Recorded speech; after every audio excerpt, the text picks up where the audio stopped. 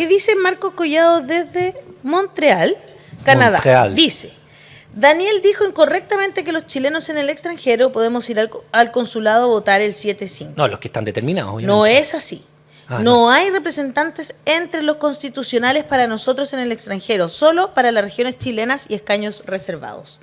Gracias miles para que lo aclarara. Dice que no pueden votar en el extranjero. No, si yo entiendo.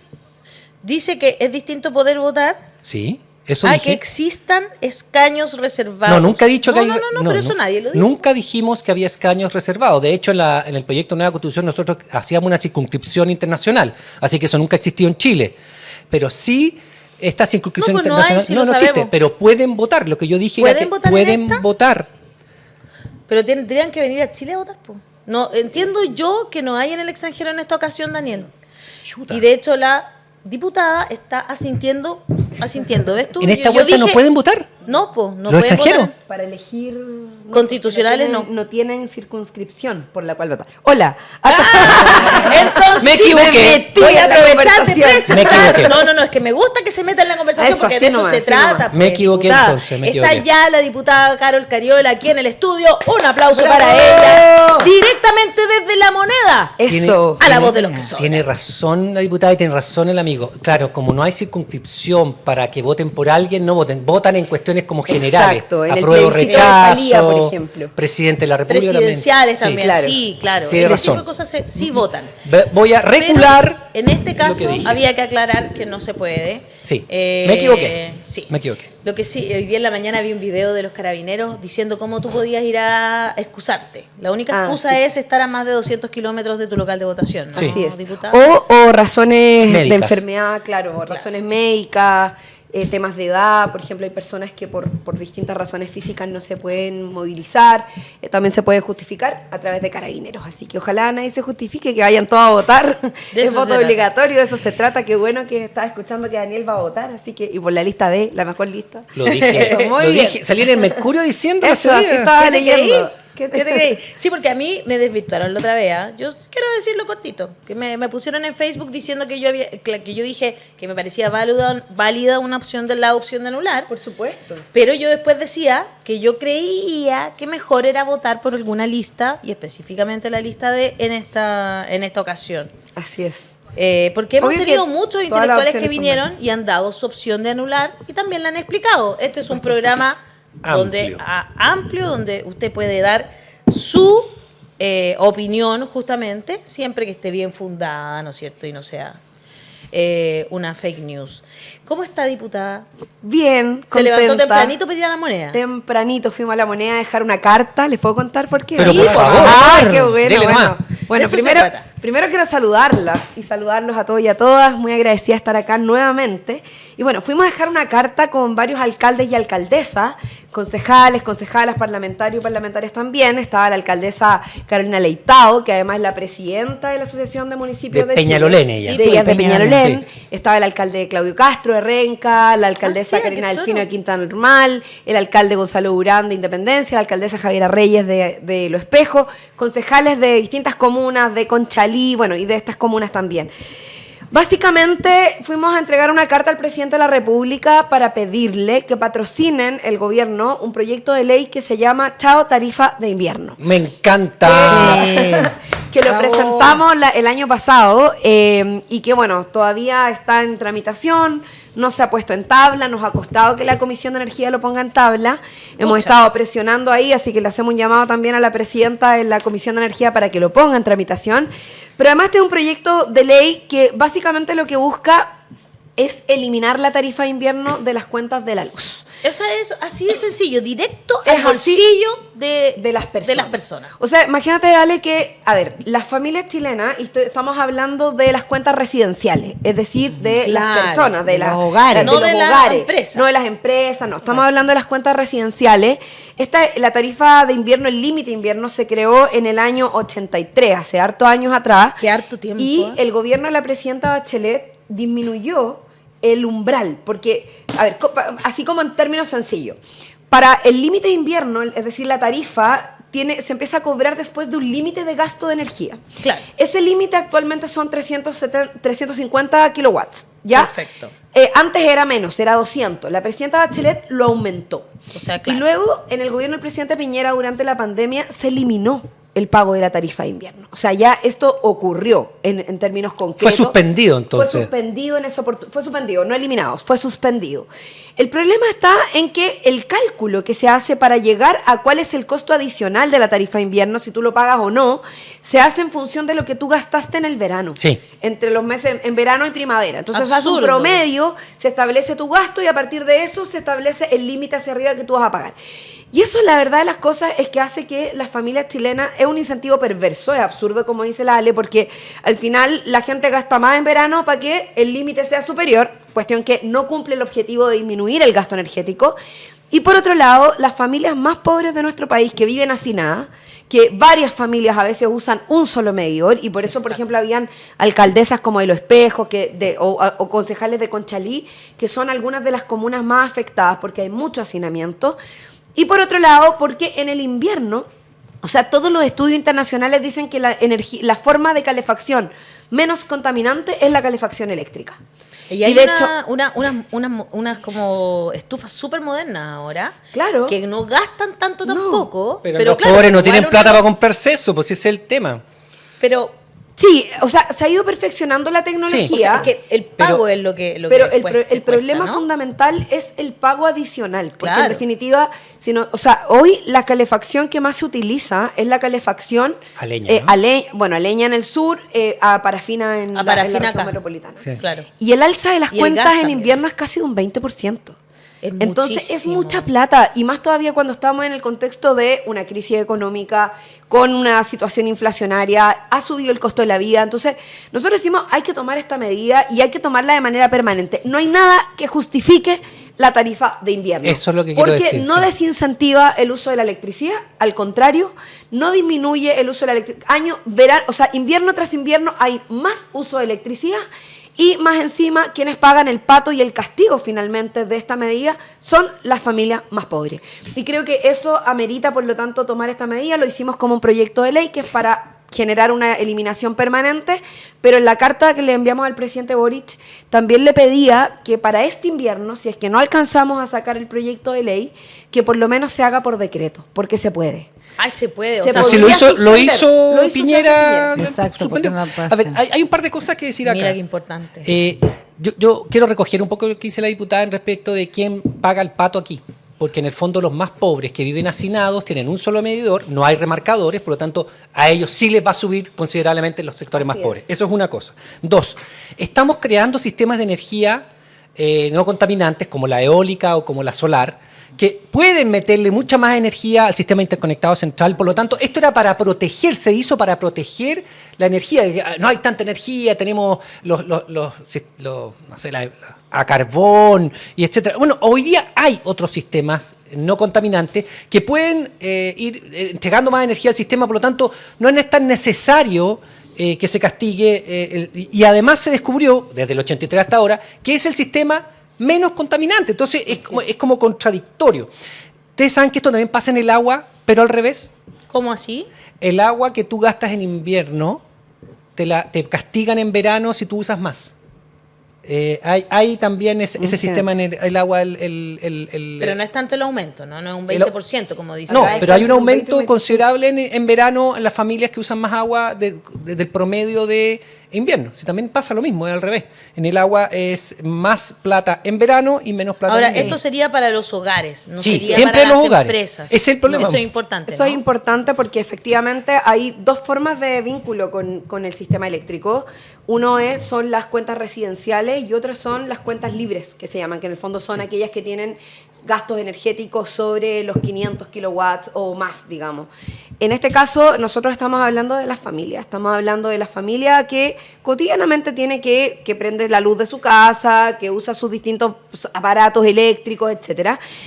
Pero que hay un dato que no es menor y que nosotros este proyecto lo trabajamos con la Red de Pobreza Energética y con la Fundación Energía para Todos y Todas, que básicamente son técnicos que han estado trabajando durante mucho tiempo en tomar medidas que ayuden a generar mejores condiciones energéticas, a generar también el proceso de transición a las energías renovables, que también es parte de los desafíos que tenemos, y también a generar condiciones para mejorar la calidad de vida de los chilenos y chilenas, mejorando su salud.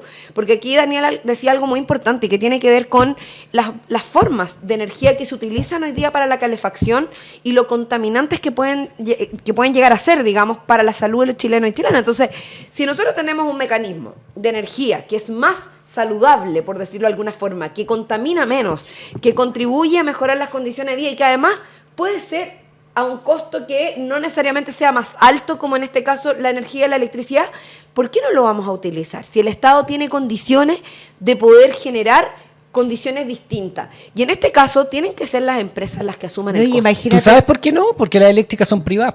¿Quién gana más plata? No, imagínate todo lo que previene en cuanto a enfermedades.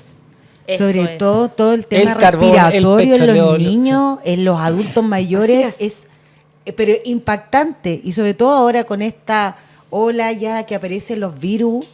Entonces, efectivamente, y esto es anacrónico, o sea, estamos hablando de 1983. Absolutamente. Casi tan anacrónico como la Constitución. Mira,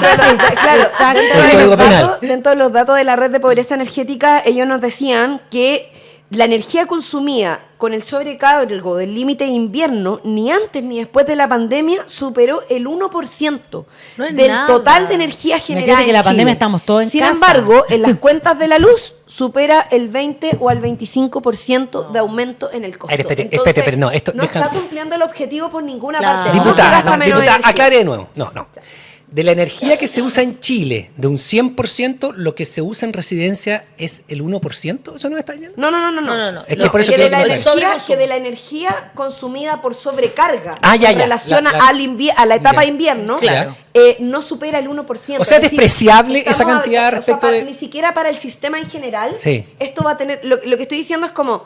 No cumple el objetivo, solo se le recarga y se le castiga a las familias más pobres, y además ni siquiera es como que esta situación va a generar un alivio o un problema al sistema en términos generales. Y bueno, hemos tenido ya tenemos algunas presentaciones, las hemos estado trabajando, lo vuelvo a repetir, con técnicos bastante especializados en la materia para poder sustentarlo técnicamente, para que nadie diga que a raíz de esto y de que el eliminar la tarifa de invierno finalmente significa incentivar un mayor consumo de la energía o de la electricidad y que por lo tanto pueda colapsar el sistema. Bueno, todos los técnicos nos aseguran de que eso no va a pasar. Y el dato que estoy dando finalmente es... no importa, que suba al 100%, que llegue al 2% del sobreconsumo. ¿Cuánto es? Nada. Igual es poco. Y estamos hablando de una...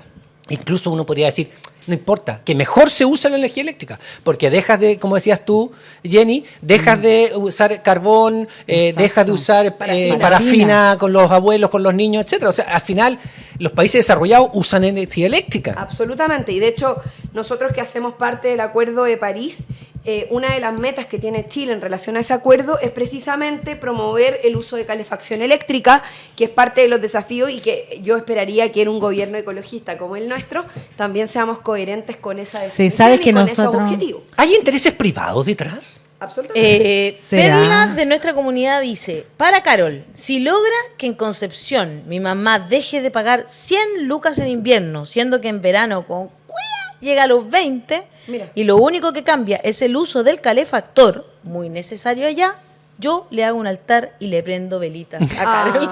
Imagínate una foto le va a venir a soplar la... No, pero es verdad, es impactante, ponte tú. Yo ocupo mucho, nosotros tenemos aire acondicionado. Desde que nacieron los niños, nos volvimos locos, esto es indispensable. No había vivido jamás con eso, pero ahora era indispensable. Y en el verano lo tenemos casi todo el día prendido.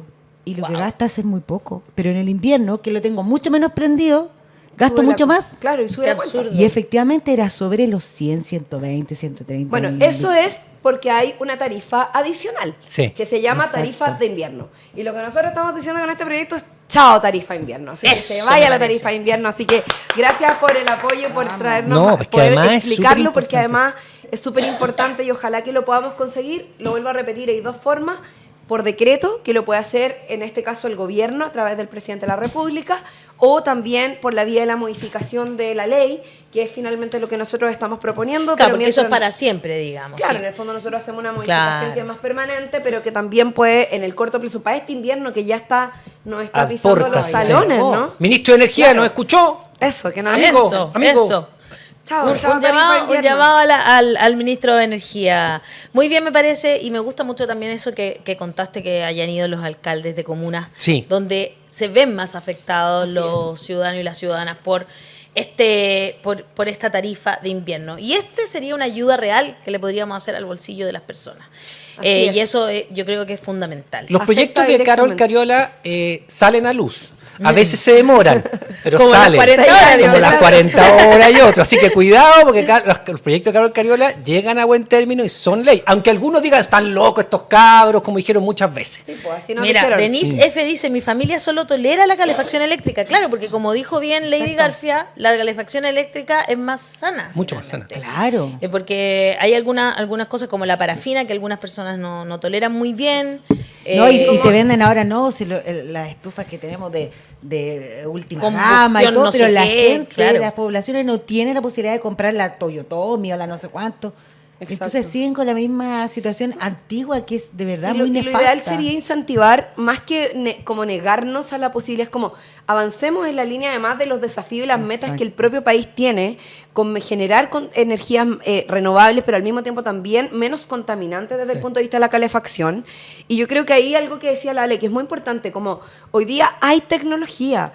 Es verdad que es un poco más cara, pero también en eso se pueden buscar mecanismos para que sea más accesible. Yo me compré una usada. Me compré una usada y me costó 50 lucas. El subsidio del Estado de cambiar moderna.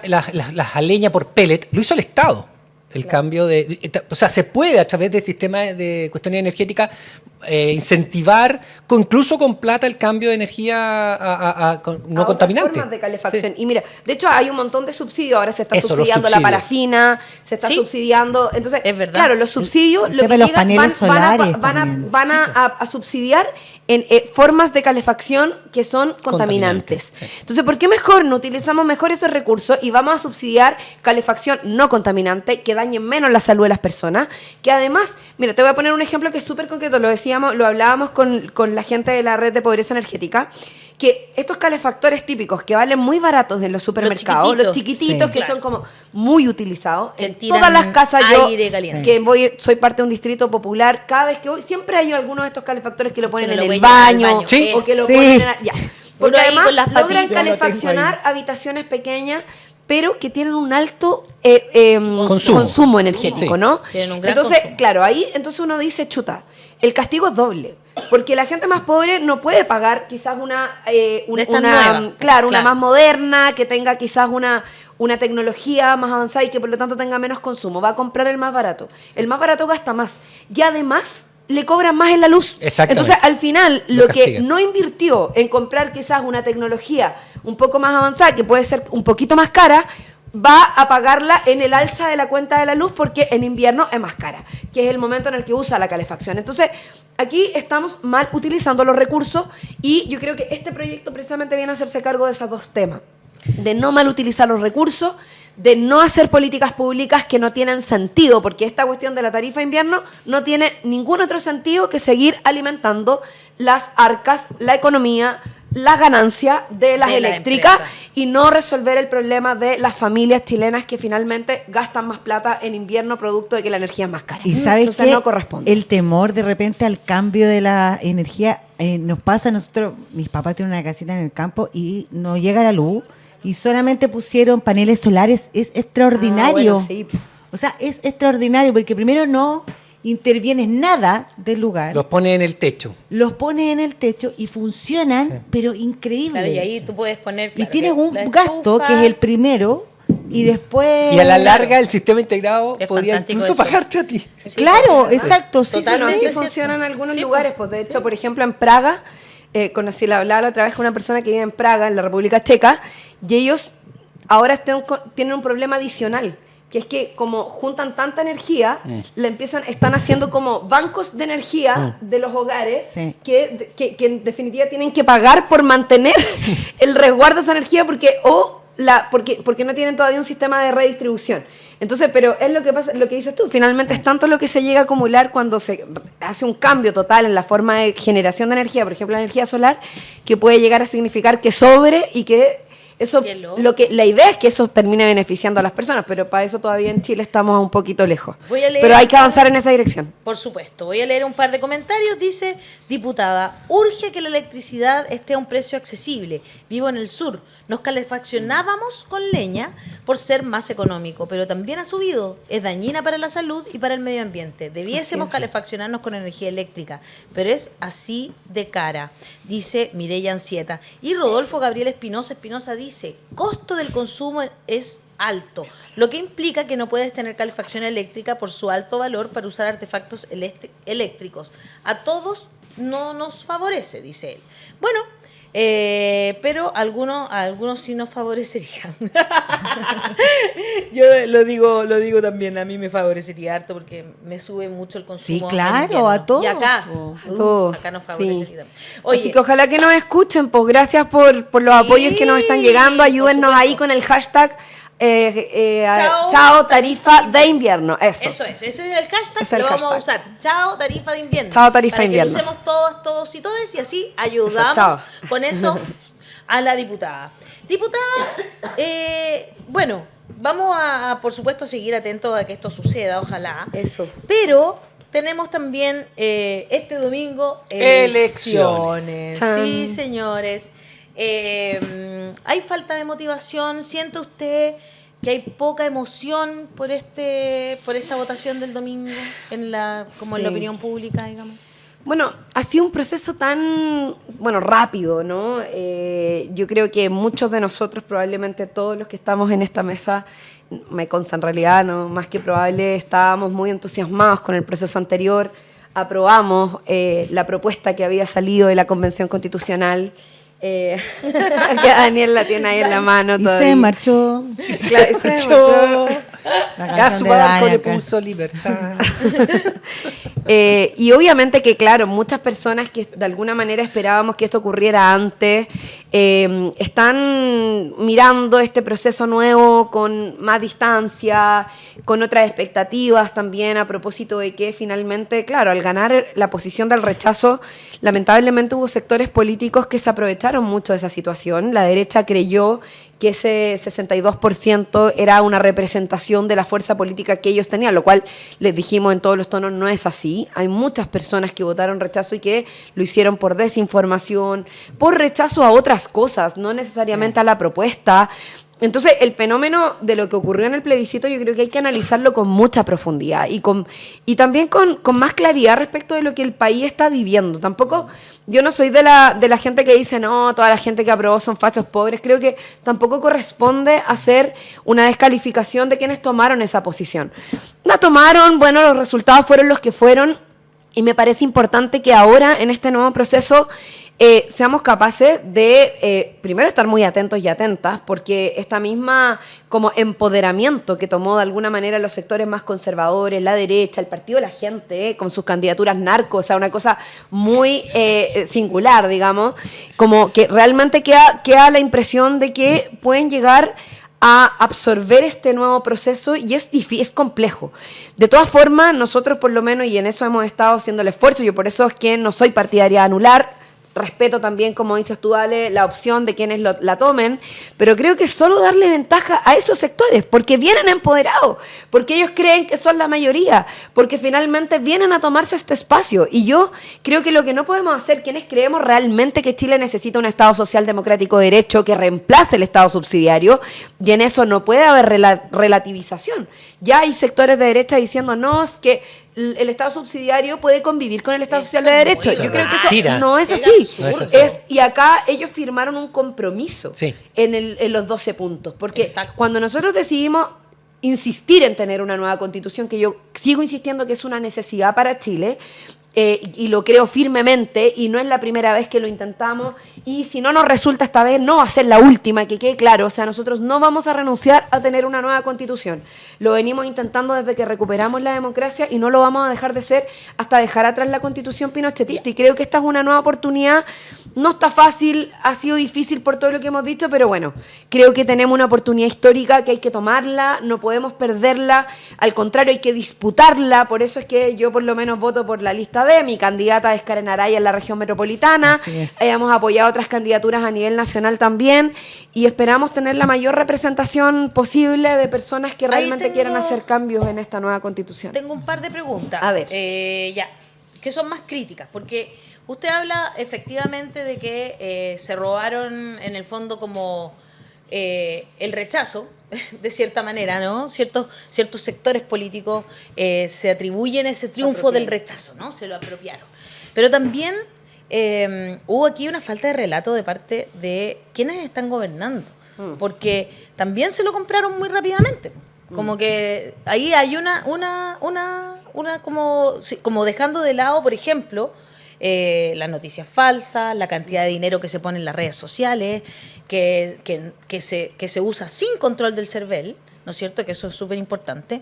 Entonces, ¿hay ahí también una autocrítica de parte de quienes están en el oficialismo? Sí, yo creo que es importante hacer esa autocrítica, Ale, porque efectivamente en algún momento como quedamos un poco sin conducta. Yo creo que muchos de nosotros pensábamos y esperábamos, evidentemente trabajamos porque esta propuesta constitucional fuera aprobada.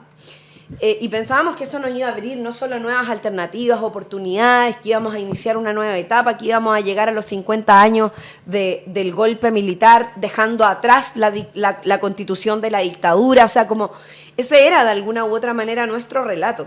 Y al perderse esa alternativa, de alguna forma también el gobierno tuvo que reconfigurar muchas de sus acciones.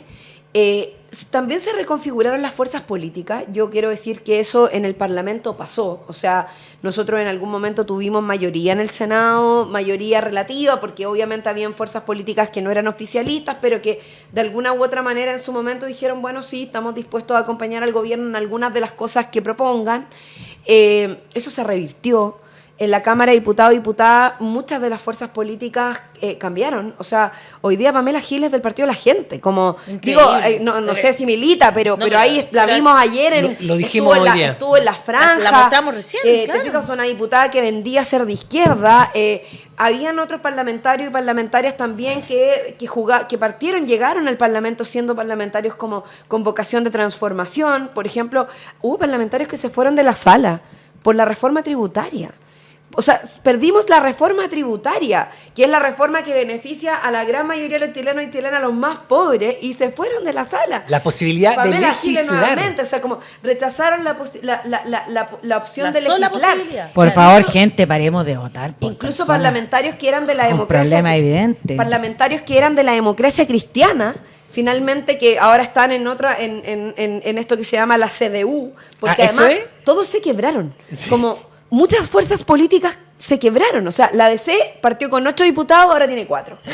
Una debacle. Y tiene 4 que están en un sector y en el fondo son 4 que votaron por el apruebo y 4 que votaron por el rechazo.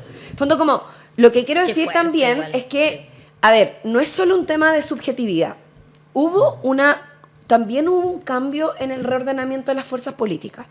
Y eso ha tenido efectos concretos. Entonces, claro, la autocrítica quizás es no haber sido capaces de construir desde una fortaleza incluso distinta, no relacionada con el resultado del plebiscito, lo que significaba también el ordenamiento de las fuerzas políticas. Yo por lo menos pongo ahí el foco, porque debimos habernos preparado para los dos escenarios de mejor manera. Yo creo que el escenario que ocurrió finalmente fue un escenario que de alguna manera sí nos sorprendió mucho. Más allá de lo que decían las encuestas, no sabíamos cuál iba a ser el comportamiento del voto obligatorio. Entonces, ese es el problema, ¿no? Y se reordenaron las fuerzas políticas. Yo tengo que decirlo. O sea, hoy día el parlamento que teníamos antes del 4 de septiembre no es el mismo parlamento que tuvimos el 5 de septiembre. El parlamento que elegimos. No es el mismo. Ni siquiera el parlamento que elegimos, porque hubo gente que votó por parlamentarios de izquierda o de centro izquierda que hoy día están votando en contra de políticas que claramente benefician a las mayorías, como por ejemplo que los más ricos paguen impuestos. Porque eso hay que decirlo con toda claridad. Quienes votaron en contra de la reforma tributaria votaron en contra de que los más ricos paguen los impuestos que corresponden. Exacto. Para tener más recaudación, para poder subir la pensión garantizada universal, para poder mejorar la reconstrucción de las viviendas sociales a nivel nacional. Eso es. Y eso pasó. Oye, y yo, entonces, muy brutal. Ahí pondría otro punto también, ¿no? Que tiene que ver con cómo se comportaron ciertas instituciones que yo revisaría. O sea, no puede ser que la semana pasada no haya llegado recién el resultado de la Contraloría sobre si el gobierno estaba interviniendo o no en las elecciones. Porque con eso también es un comportamiento político al final. Es un comportamiento 100% político. Nos impidieron a los municipios salir a informar. O sea, ¿qué es eso?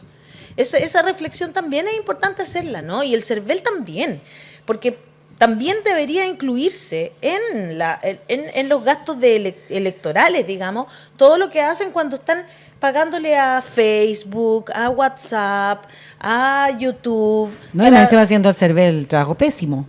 Horrible, po. O sea, hubo informe, Ale, perdón, que decían que sectores del rechazo, de derecha fundamentalmente, gastaron mucha plata fuera del plazo de campaña. Absolutamente fuera. Claro, en redes sociales. O sea, la campaña solo de redes sociales costó más que el total de la campaña del apruebo en términos generales, o sea, como la campaña oficial. ¿Cachai? Entonces, como digo, evidentemente, o sea, hay una desigualdad en muchas cosas y yo te encuentro razón de que hay cuestiones también que tienen que ver con cómo operaron las instituciones, los medios de comunicación también, hay que decirlo, ¿no? Carol, obvio que sí. Y ya, yo te encuentro razón.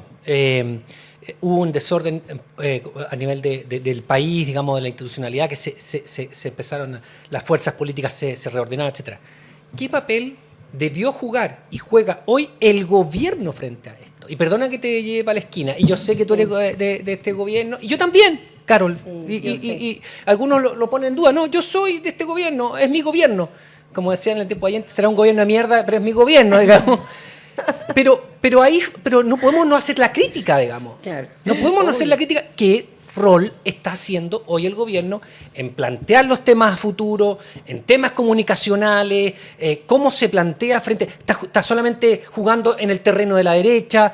¿Cuándo va a poner sus propios temas? Sé que, claro, con el problema de la reforma tributaria se le queda sin relato. Entonces, ¿ahí hay una responsabilidad, crees tú?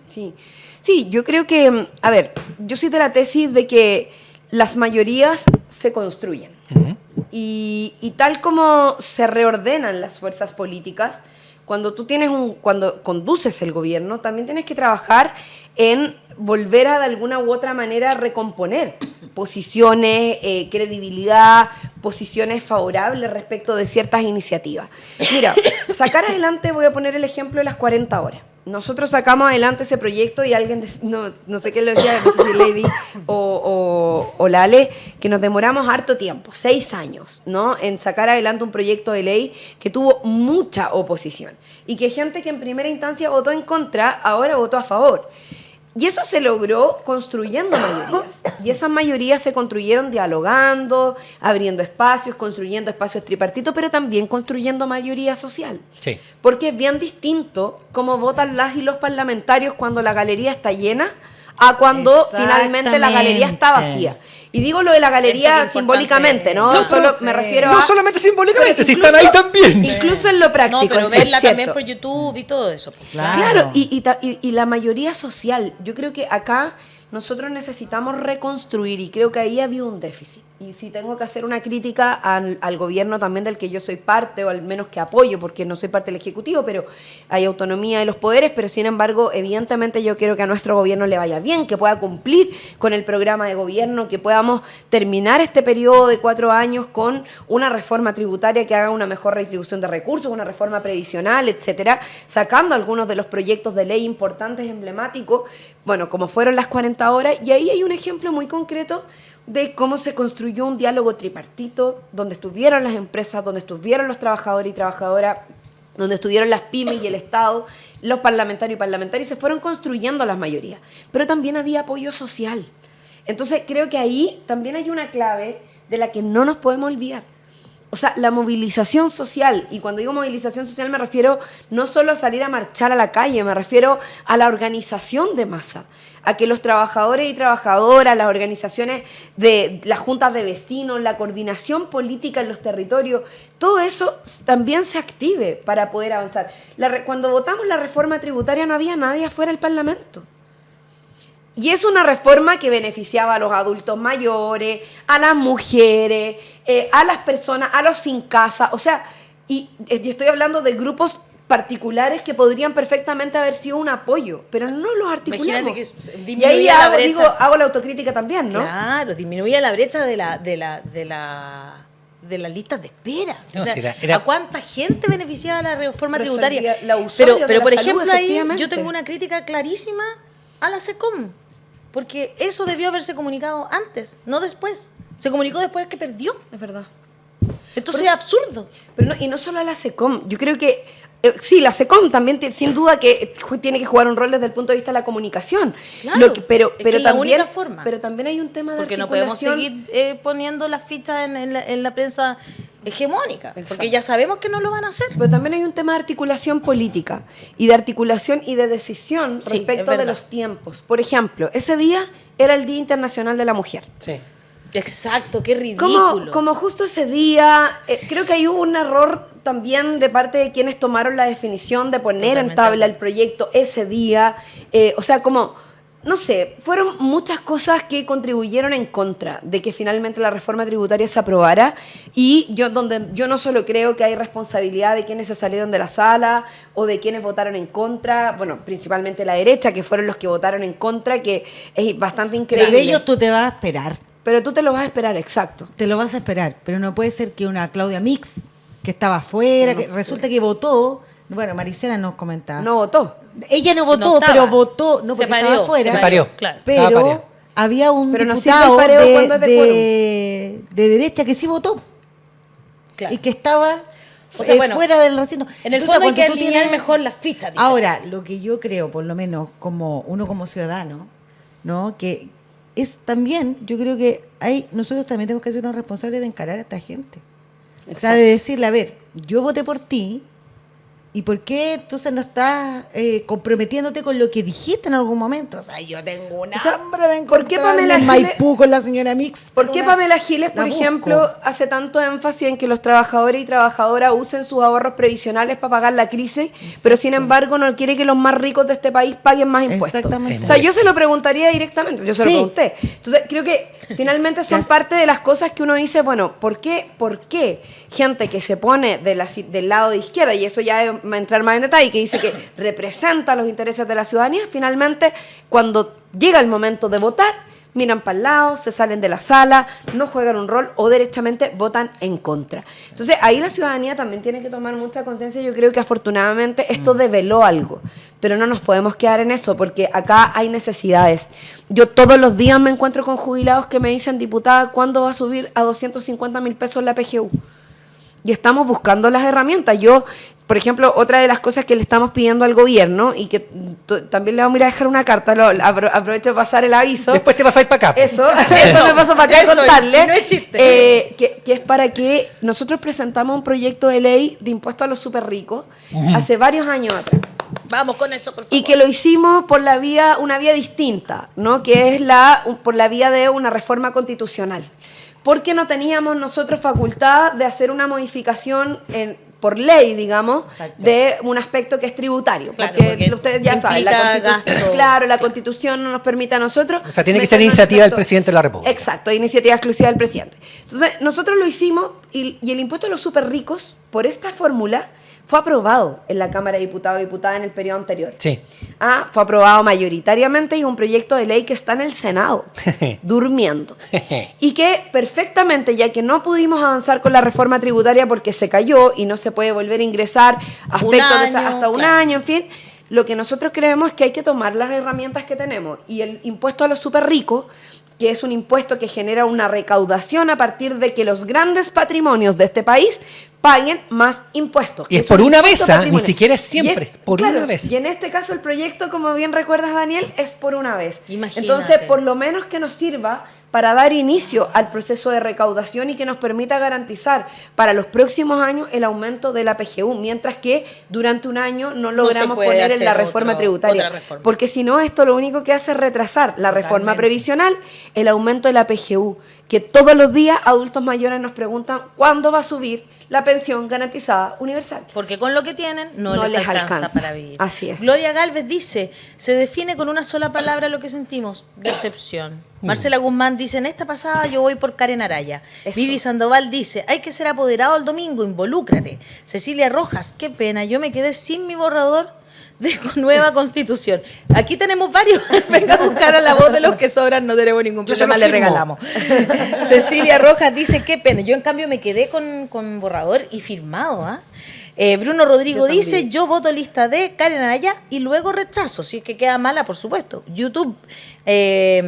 Y además Bruno Rodrigo añade, no creo que los consejeros logren muchos cambios. Insisto que solo hay que darle la posibilidad que no hay que darle la posibilidad a la derecha, de que logren mayoría. Después rechazar, si es que queda mal, por supuesto. Carmen Vega dice, qué orgullo tener una diputada como Carol, siempre representando proyectos en beneficio de la comunidad. También voto Karen Araya. En Facebook, Mary Aspe dice, felicitaciones a la gran Carol Cariola. Sara Lazo dice que no se suba a la derecha por el chorro, hay que votar D. El nulo no sirve, al final podemos aprobar o rechazar, hay que votar. Evangelina Verónica Velastín Escárate dice, al gobierno le falta mucha comunicación, sobre todo en prensa. Lidia Garrido, el 38 se debe hacer notar votando por candidatos de izquierda. Sara Lazo dice, la estrategia del litio es buena y la derecha salió a atacar sin ver los detalles y están quedando muy mal. Hay que difundir más eso porque hay empresas interesadas, 46 empresas extranjeras, según entiendo, se han interesado ya en ser parte de lo que estamos viviendo con el litio. La nueva política nacional del litio. Exactamente, qué bueno eso. Sí, también. Que es también una muy buena medida. Son las 11:58 y tenemos